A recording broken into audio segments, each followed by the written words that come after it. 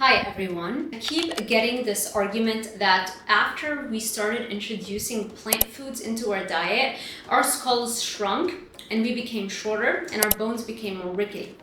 That is all true. And so that is the argument that is usually levied against reintroducing plant foods after the carnivore diet. Here's why they're wrong. Human beings made a trade-off. Before I explain more, hi, I'm Dr. Sarah Zaldivar, and ironically, I was featured on the first ever carnivore documentary called Reverse TV series. I also lost and maintained 35 pounds by lowering my body weight set point and specifically raising my baseline dopamine levels, as I explained in this YouTube video. I've also quit my nutrition and exercise professor jobs at the University of Miami, the American College of Sports Medicine, and so many other places so I could focus on research and coaching the thousands of clients that I have coached so far. Check out the testimonials at drsarahzoliver.com and that'll take you straight to the testimonials page. So here is why it doesn't matter that we paid a price when we started introducing grains and legumes and all of the foods in the agricultural revolution around 10,000 to 12,000 years ago. Our brains, after we started fueling them with more carbohydrates, and remember, we're talking here about people that have no insulin resistance, right? As we started giving an additional fuel source to the brain, we were able to establish civilization. And so the idea behind the carnivore diet is that for 99.99% of our existence as a species here on Earth, all we ate was meat, or mainly meat. 70% of our foods were coming from meat. And that's fantastic, but that also prevented us from progressing mentally and creating a civilization. Trade-offs are a common occurrence in humanity. If you look at chimpanzees, when they give birth, they have no pain whatsoever. It's super easy for them.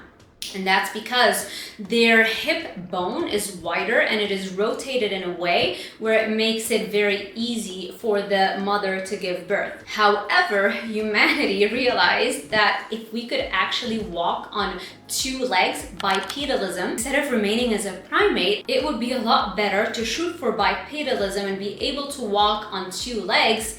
But women paid a very heavy price with that because in order to allow for bipedalism, our hip bone had to become narrower and it had to tilt in a way whereby it became very painful for women to give birth, and it was also more dangerous. But that was a trade-off that humanity was willing to accept. Same thing with the agricultural revolution and introducing plant foods into our diet. The carnivore diet is great to use as a tool. Some people have rare genetic mutations where they simply react very strongly against certain plants, or maybe all plants.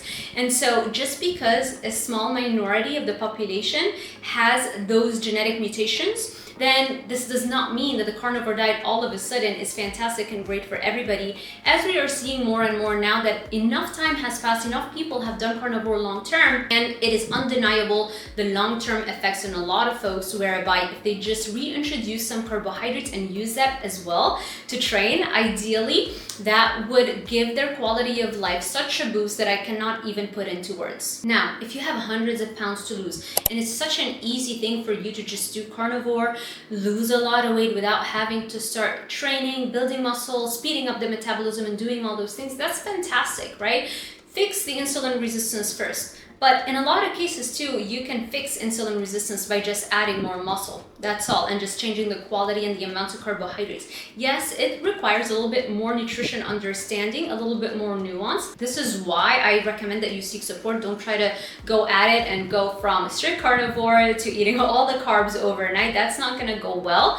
But you don't want to box yourself into just eating nothing but meat for the rest of your life when other people that know how to use carbs are going to become stronger physically and mentally, and they will be far more competitive than you in the marketplace. They'll be more competitive in relationships, in literally every area of life. I hope this was helpful. If you are looking for one-on-one support, especially if you're a carnivore and you want to learn how you can reintroduce plant foods so that you no longer are plateaued with your weight, or maybe your gut motility has come to a screeching halt because you destroyed your probiotics and you starved your microbiome on a strict carnivore. There are just so many reasons, so many nutrient deficiencies that I'm making a lot of content around.